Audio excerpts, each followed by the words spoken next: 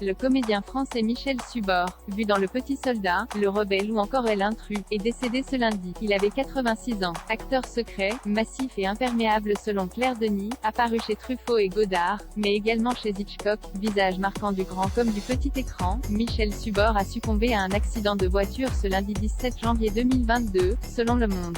Il était âgé de 86 ans. Vadim, Truffaut, Godard. Fils de parents russes anti-bolcheviques qui ont émigré en France, Michel Subor débute au cinéma aux côtés de Louis de Funès, Mon pote le gitan, 1959, et en donnant la réplique à Brigitte Bardot dans La Bride sur le coup de Roger Vadim, 1961. Il surfe ensuite sur la nouvelle vague en devenant le narrateur de Jules et Jim, 1962, de François Truffaut, et en incarnant Le Petit Soldat, 1963, de Jean-Luc Godard.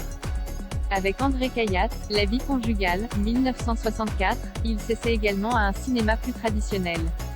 Tentant sa chance à l'étranger, il tourne sous la direction des Anglais Clive Donnet, Quoi de neuf, Pussycat, 1965, et Alfred Hitchcock dans le thriller d'espionnage Leto, 1969. Entre télévision et cinéma durant les années 70, Michel Subor se consacre essentiellement à la télévision, illustrant dans les séries Mon regard, 1970, et La ligne de démarcation, 1973, et les téléfilms L'oreille absolue, 1972, et Sultan à vendre, 1974. Sa carrière cinématographique trouve un second souffle grâce à Jean-Louis Bertuccelli qui le dirige tour à tour dans Docteur Françoise Gaillan, 1975. L'imprécateur, 1977, et Stress, 1984. C'est toutefois Gérard Blin qui le sort de l'oubli en lui confiant en 1980 un rôle de premier plan, celui du promoteur homosexuel Beau-Fils, dans Le Rebelle. Après une longue traversée du désert, Michel Subor effectue en toute discrétion un retour au cinéma d'auteur à la fin des années 90. Andrei Zulawski fait ainsi appel à lui pour les besoins de la fidélité, 2000, tandis que Philippe Garrel l'imagine en démon tentateur et malfaisant dans Sauvage Innocence, 2001.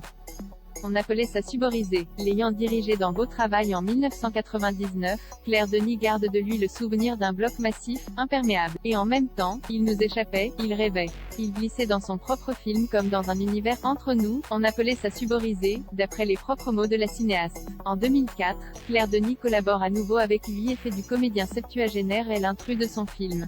Il faut ensuite attendre 5 ans avant de le retrouver au cinéma.